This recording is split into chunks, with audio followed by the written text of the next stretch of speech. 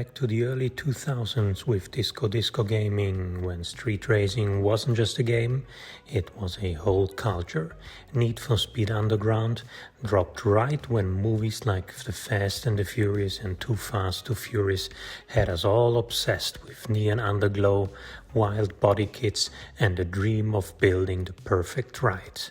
This was the era when racing wasn't about polished circuits or luxury supercars. It was about starting with a basic machine and turning it into your own beast. Underground gave us a taste of that life. Late night races, pounding soundtracks, and cars that felt like an extension of who we were. And now, here am I in 2025, firing it up on a Steam Deck. Somehow the nostalgia hits even harder on a handheld. It's like carrying that era in your pocket. So let's dive back into one of the most iconic racing games of all time and relive why Need for Speed Underground wasn't just a game, it was a vibe. Today I'm going to show you how you can easily install and run the game on a Steam Deck. Obviously, you will need that game first, but the Internet Archive is your friend here. Search for Need for Speed Underground HD, and there is a version right there for you with the HD pack already installed. And since it's abandonware, and I assume that we anyhow all have a digital or physical copy of that game at home, it should be more than okay to download it and to run it. So let's have a look at what we need to do to get it running on a Steam Deck or any other handheld running SteamOS-like software. So what we want to do now is get one Steam Deck, not necessarily two. I just got my second one, the non-OLED one, where I already had set up the Need for Speed Underground game. Perfectly working, but I'll show you later. But let's get to work on the Steam Deck we actually want to configure. This is the OLED Steam Deck I got here. First of all, we will need to enter desktop mode. We press Steam, then power, switch to desktop. That's gonna take a while depending on your setup. Give it just a couple of seconds. And here, I'll just show you. In my documents, you have the game here, Need for Speed Underground, already copied in. You can rip it and then apply a no-CD patch, or you get it from archive.com. I mean, both options are possible. Let's head back into Steam. We will going to click on Games, add a non-Steam game to my library, and click on Browse. We go to the folder where you just copied the game to, and the file you're going to need to select is speed.exe, and add selected programs. There you go. By doing that, we already added the game. Now it's a matter of preference how you are going to find it the first time. You could search for it if you have a keyboard, or you can just scroll down. It's not yet here in the categories. We have not yet selected it as a favorite, so I will use the mouse to go to speed.exe, as this is going to be the starting name now. There it is. So what we want to do first is let's give it a proper name so that you will find it later, and then we'll look into the cosmetics on how to integrate it a bit better into the Steam interface. So we're going to punch in with steam.x, brings up the virtual keyboard, and we will put in Need for Speed Underground or NFS Underground, as you wish. That's really your preference here. You can use whatever you want to use as a name. Et voila. There's not much else we want to change now. We'll come back later. See, it has the proper name. And now, yep, let's make it pretty. Let's work some magic here. I will go to the Steam grid database where you see here, sorry for the not so great quality here, but the idea is that you basically get everything from the logos or to the grid, the grid picture, then the heroes, the logos, and the icons. It will take you a bit maybe to get the right format for the picture that you need, but I'm just gonna show you now what I basically selected. You click on customization, and here for the first one, we actually want to have the grid picture.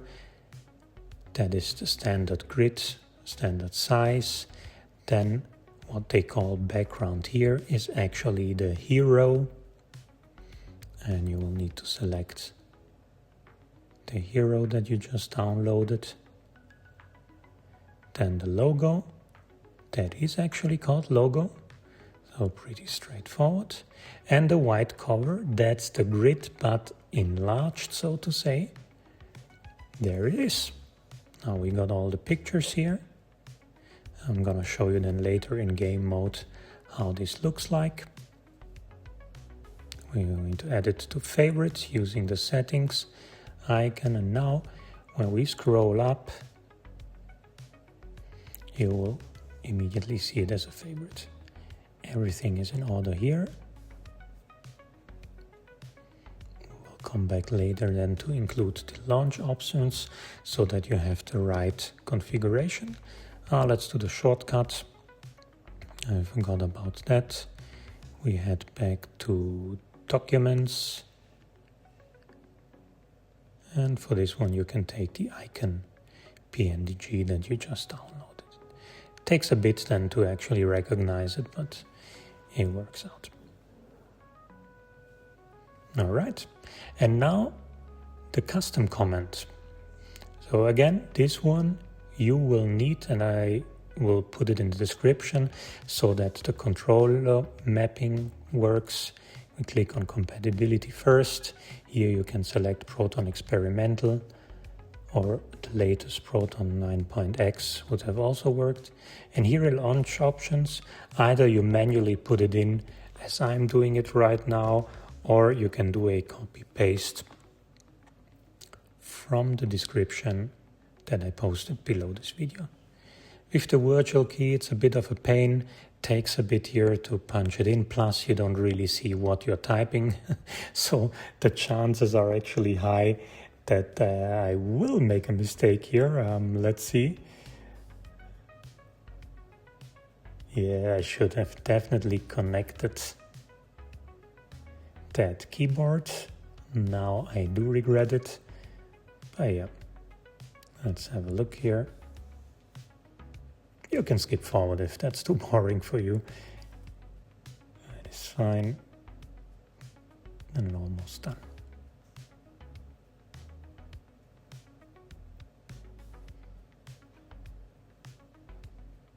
There it is.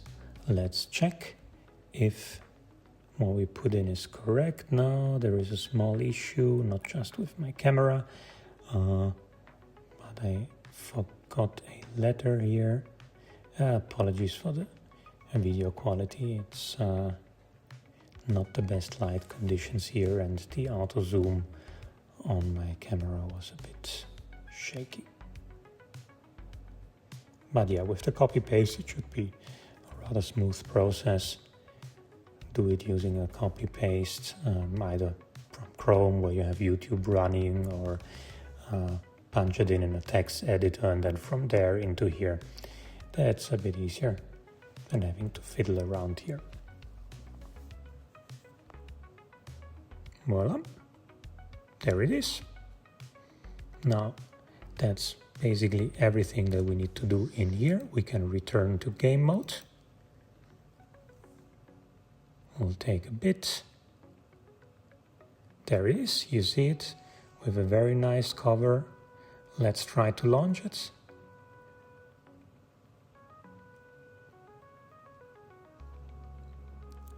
Starts right up. You see the mouse cursor here that we can drag it to the left and later adjust with the hand. That's not really an issue. Also doesn't mean that the controlling scheme doesn't work. It does work, as you can see. I'm now using the integrated controller to put in, and there it is. Yeah, let's try sprint. You see it's very nice with the HD texture pack. That's the advantage of taking the already pre-packaged version, so to say. Otherwise you can take your version, apply an OCD patch and then apply the HD mod. Plenty of stuff you can do if you have time and are really into this, but this is, let's say, the easy way of handling it. And there it is. Very nice graphic. Oh, that brings me back to the 2000s. What a time and what a game. Some of you will probably prefer the NFS Underground 2. There is a very similar method on installing NFS Underground 2. If you are interested, just post in the comment field. Happy to do a video on that. But this is the one I prefer because that's the one I grew up with. The first one I bought on my pretty bad PC back then, but I had lots and lots of fun. I hope you enjoyed this video. Comment if you have any questions. Leave a like. That would help a lot, would keep me motivated to continue with my videos. And yeah, talk to you soon. Let's see what else I've got for you in the next weeks. Bye bye.